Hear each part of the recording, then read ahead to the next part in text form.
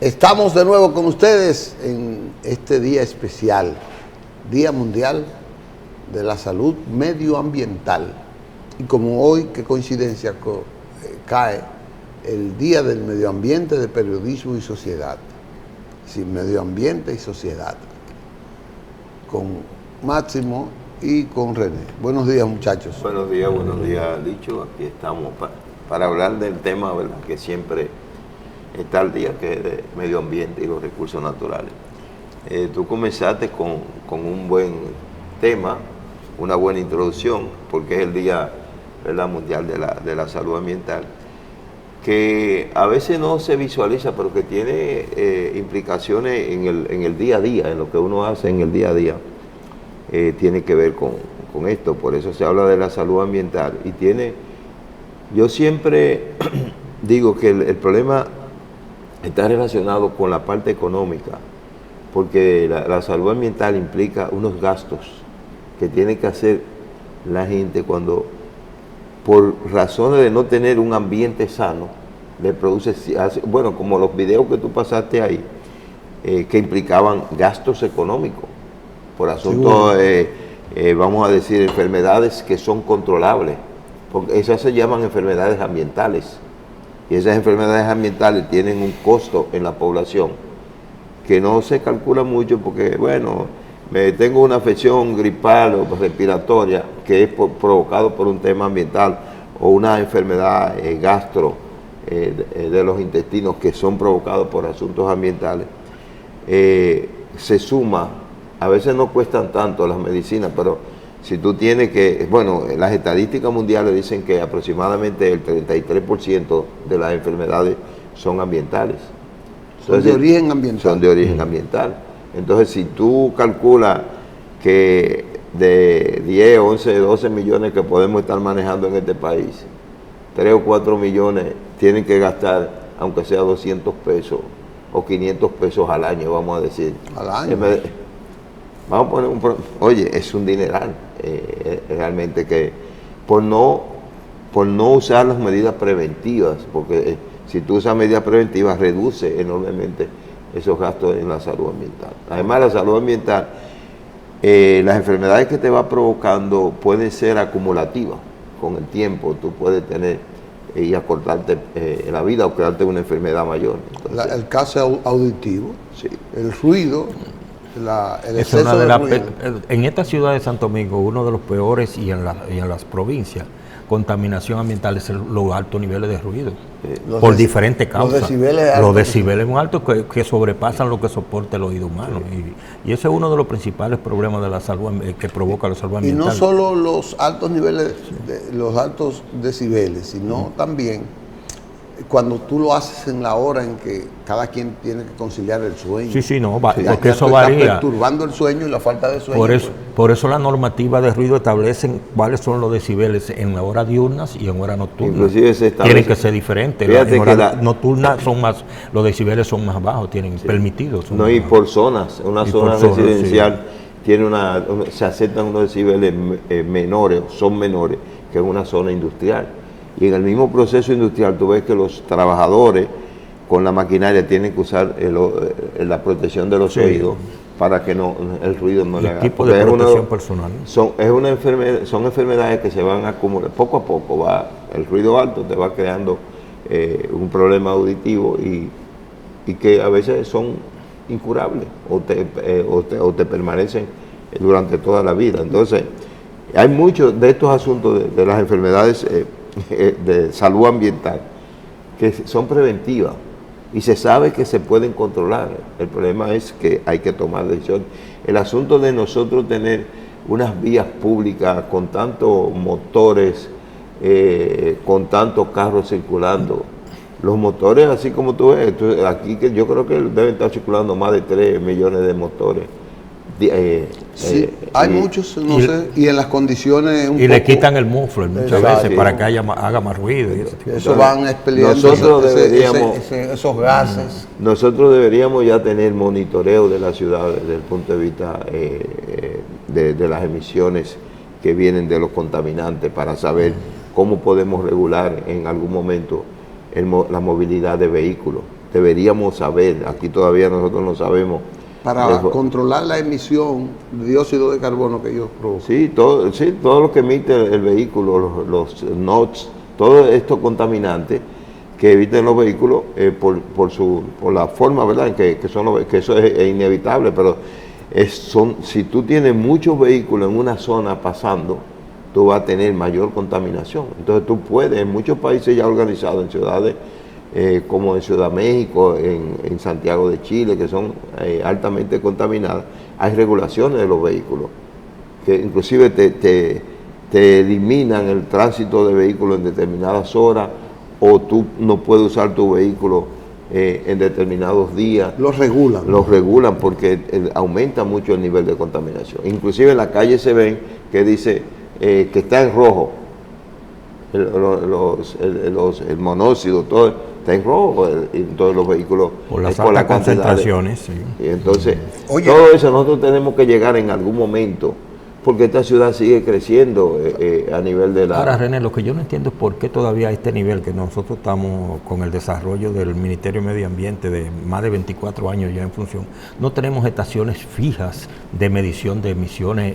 Por ejemplo, 27 con Churchill, 27 son zonas que deben tener estaciones fijas de medición y que esa información se le pase diariamente a la población. De tal hora a tal hora los niveles de contaminación pues están en rojo y la persona toman medidas de protección. ¿Qué van a hacer las autoridades si no tienen un plan contra esa contaminación? Ahora mismo yo porque para eso, escúchame, René, para eso deberá tener un plan. Debe ser. Eso debe ser como respuesta a un plan global de desarrollo del ministerio que establezca esas estaciones fijas. Yo no sé si lo tiene. Bueno, eso habría que ver.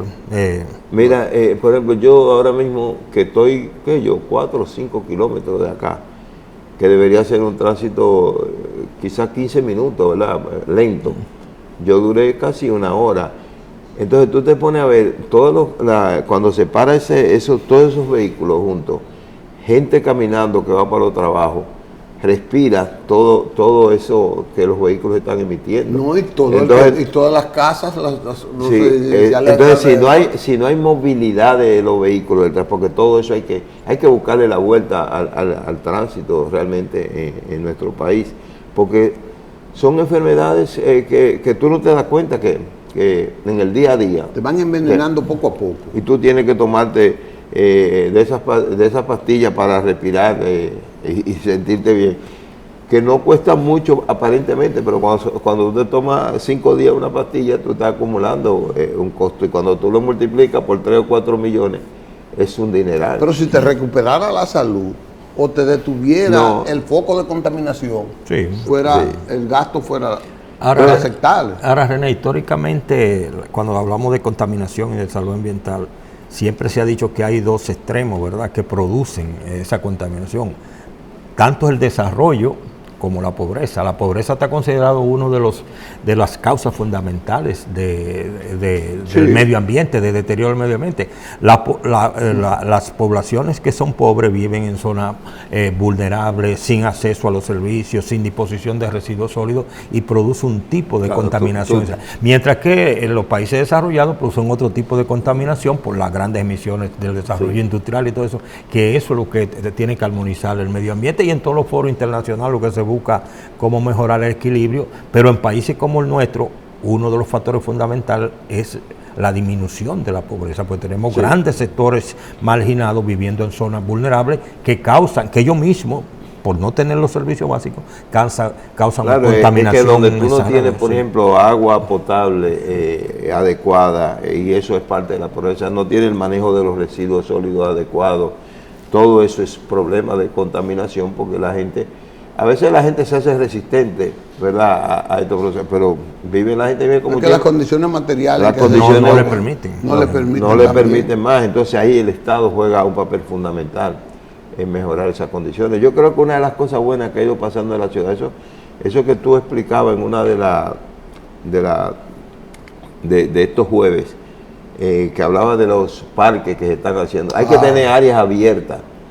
O sea, aquí hay muchos sitios, por ejemplo... Pero eso nada más ocurre en la capital, sí. Es una política del ayuntamiento de la capital. Del distrito. Pero aquí hay áreas, por ejemplo, que en 1 kilómetro cuadrado tú tienes 10.000 personas. Entonces eso, tú sabes el montón de personas que es eso, que hay que manejar, cómo no va a haber contaminación, cómo no va a haber enfermedad. O sea, si no hay un área de... Hay que buscar alguna forma. Entonces yo siempre he dicho que esta ciudad tiene una ventaja para poder mejorarse.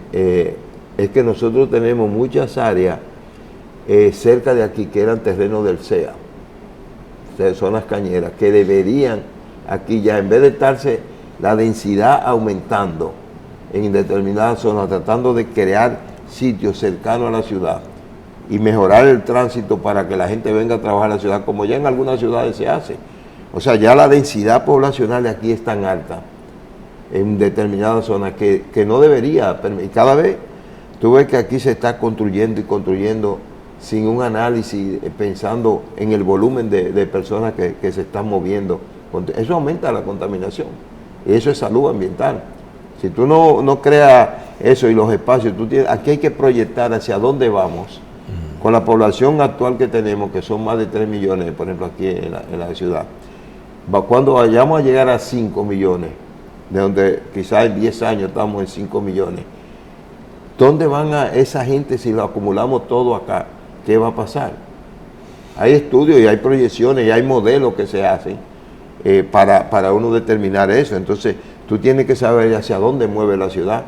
Y hay espacio, nosotros tenemos espacio en el entorno. Bueno, ahora fue que se aprobó la ley de desarrollo territorial. Sí, de ordenamiento. De ordenamiento territorial. Ahora, René, quizás eso pueda regular algo. Sí, y respecto a eso que tú dices, René, hay que producir la desconcentración, ¿verdad?, del casco urbano de las ciudades. En muchos países hacen ciudades satélites, ahora con la diferencia de que cuando hacen esas ciudades satélites, ellos le generan todos los tipos de servicios, inclusive la fuente de trabajo está en su área, porque ¿cuál es el problema que tenemos aquí? Nada más hay que venir pasar por el puente Duarte a las 5 o a las 6 de la mañana para que tú veas el tapón que hay de todas esas personas que viven de aquel lado y su fuente de trabajo y su fuente de trabajo son de este lado. Entonces se produciría lo mismo. Lo que hay, como decía Licho, hay un plan de ordenamiento territorial, el Estado tiene que abocarse a crear esas ciudades satélites con los medios productivos de que esas personas tengan todos los servicios en sus áreas y no tengan que producirse ese flujo hacia el ciudad. Máximo, René, vamos a continuar con el tema, pero vamos a una pausa. Entonces vamos a continuar con este mismo tema y yo quiero que abordemos, porque tengo esperanza, mucha esperanza. Hay que vivir de las esperanzas. Hay que vivir de las esperanzas, pero vamos a ver algunos tics que sirven para reverdecer la esperanza. En breve venimos con René Ledesma y con Máximo Aquino, hablando de la salud medioambiental necesaria y las cosas que no se hacen, que se deben hacer, que usted puede formar parte de esa conjunción de esfuerzos para lograrlo. En breve con ellos, hablando de medio ambiente. Bueno, regresamos con ustedes. Estamos conversando sobre salud medioambiental. Dos expertos. Ya ustedes vieron la introducción y yo les decía ahorita que estoy como recuperando la esperanza. Yo estoy viendo cosas, ítems que están como ayudándome. Por ejemplo, yo en la introducción vimos, Máximo, el papel de la escuela en el video que tiene que ver con la comunidad y el rol de la escuela. Pero decíamos fuera de cámara, estas cosas que están pasando con la acción de Faride y de Carolina, que es lo que a mí personalmente, porque nadie se ha metido con eso. Hablamos de las enfermedades auditivas, las enfermedades de la interrupción del sueño, las enfermedades de toda esa emisión de dióxido de carbono a través que parece como que ellas dos, como decidieron como que ponerse los pantalones debajo de la falda. ¿Qué ustedes dicen? Bueno, mira, lo que pasa es que tú hablaste de la parte educativa. En las escuelas debería estarse enseñando precisamente para reducir el problema de contaminación. Eso es un caso roto, es un saco roto la escuela. Entonces, porque si tú a los niños no le comienzas a hablar de, mira, si hace tal cosa, va a evitar que se te produzca tal enfermedad, si la parte de la higiene, o sea, el esquema que tiene que ver contigo mismo, que crea enfermedades ambientales. Tu autoprotección y la de los tuyos. Eso tiene, además los niños influyen mucho sobre los padres. Cuando tú le enseñas a un niño, como aquí los padres, la mayoría, porque tenemos que ser realistas, la educación aquí, posiblemente un gran porcentaje de la población ha recibido muy poca educación. Entonces, si un niño recibe la educación y va y le dice al papá, mira, no tire eso ahí, porque si deja eso ahí 3 días, la basura va a provocar contaminación. Sí, le demuestra el proceso, y le demuestra ese proceso. Tiene que ponerlo a hacer. Pero para eso tú tienes que introducir la materia de medio ambiente en el currículum. Es que entonces, lo mismo que pasa aquí con los mismos profesores, el tema ambiental, todo esto que se habla del cambio climático, todo el asunto, la gente lo dice, pero no entiende qué es lo que es. Entonces, porque los mismos profesores no están preparados para explicar esos temas. Entonces, es complicado. O sea, a veces cuando tú quieres, eso que tú estás hablando de que Faride, la alcaldesa, están aplicando medidas para paliativos. Pero a veces la gente no quiere entenderlo, la gente no quiere que le pongan normativa ni disciplina para cumplir eso. El ruido, la parte auditiva, que las bocinas que ponen los colmadones y eso a cualquier hora enferma a la gente porque no puede dormir mucho ruido. Pero la gente lo que está pensando en cuánto me voy a ganar, si dejo la música, la pongo bajita, la gente no va a venir, no voy a vender el alcohol. Entonces, es bien complicado. La gente no está aquí preparada para que le apliquen disciplina. Esa es una realidad que... Sí, pero eso tiene que cambiar.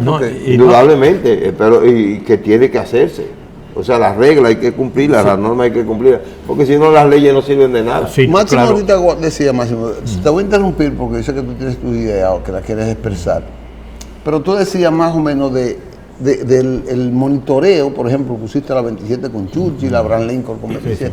Ahora, yo te pregunto, todos esos vehículos viejos que tienen 10, 15, 20, 30 años, circulan, y eso es una emisión enorme de contaminación, Claro. Pero y las revistas, ¿para qué te revisan esos vehículos? Eso es lo que acaba de decir René. O sea, hay normas y hay reglamentos que hay que aplicarlo con la disciplina suficiente.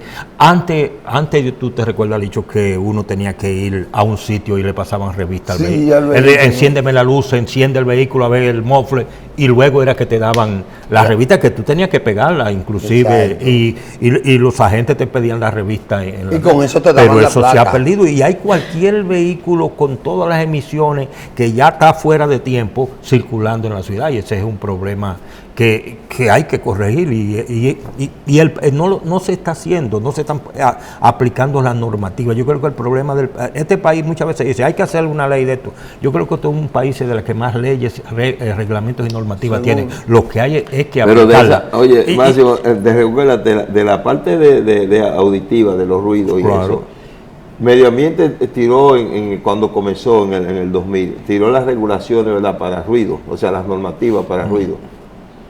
Después la policía tiró una, después el Congreso tiró otra. Aquí hay como 3 o 4 dispositivos normativas para los ruidos. Y aparte de las normas, también hay organismos que hacen las mismas funciones. Por ejemplo, la policía tiene un organismo antirruido, Medio Ambiente interviene, todo intervienen. Entonces se crea un arroz con mango. Y entonces, respecto a lo que tú dices, Licho, del trabajo que está impulsando ahora Faride y Carolina, que eso sí que está muy bien, esas áreas de esparcimiento para las comunidades, los barrios y todo ese tipo de cosas, que ojalá en esas áreas se pongan reglamentos de que no se permita que cuando vayan el vecindario pongan música altísima como se ponen. Parece que eso está regulado, pues yo he pasado por muchas áreas y la Junta de Vecinos están controlando. Son orientadas primero por la Junta de Vecinos. Ahí es donde yo quería ir, que ese problema, eso que está llevando Farid, ese programa ahora, es luchar contra un problema cultural. porque la cultura de los barrios y de los pueblos aquí es que el que tiene la bocina más grande en su vehículo, sin ruido no funciona. Sin ruido no funciona. Y lo ponen alto, como decía René, porque si no la gente no va. Y la gente va, la música parece que lo atrae en esos decibeles que no se dan cuenta que le está afectando. Aquí con el tiempo, si los niveles de ruido vamos a hacer un pueblo de muchos sordos, porque esos decibeles es acumulativo y va produciendo. Ahorita René decía el 33% de las enfermedades que son producto del medio ambiente, la salud ambiental, causa ambiental. Pero tú estás hablando de millones de personas que se enferman y que mueren, claro, producto de la si la pudiéramos bajar aunque sea un 10%, eso sería un éxito. Dice que para el 2030 que queremos bajarlo. Todo es para el 2030. Dice la normativa, hay muchas cosas, ¿verdad? Que están relacionadas con que la estrategia nacional 6 años para el 2030. La estrategia nacional de desarrollo fue hasta el 2030, pero la hicieron en el 2010, eran 20 años y ya casi. Pero ¿cuánto te falta? Falta 6 nada más. Ya. No se ha evaluado el avance. No se ha evaluado el avance de cómo se ha aplicado la estrategia nacional de desarrollo, que es por ley, inclusive la aprobó el Congreso, la estrategia nacional de desarrollo. Claro, los organismos internacionales están envueltos en guerra mundial, de Haití, de Venezuela, de Ucrania, de Israel y cosas. Y como que no le da tiempo para eso. Y en los problemas ambientales, que ahorita hablábamos de la pobreza y la marginalidad, nosotros tenemos un problema ya añadido, la gran migración haitiana que está viniendo a este país, que vive en las condiciones más paupérrimas de pobreza. Eso está incrementando. Eso es una realidad que está incrementando. No, pero vamos con ese tema. Sí. Te prometo, pues tú has puesto un tema que nos llevaría 3 horas. Sí, lógicamente. El impacto de la migración haitiana en la preservación de nuestro medio ambiente, de nuestra foresta. Sobre todo en la foresta y todo eso. Es que ahí ustedes se han comprometido. Están metidos en los parques y se meten en los parques nacionales a producir conuco de agricultura de montaña y todo eso. O sea, que es un impacto añadido.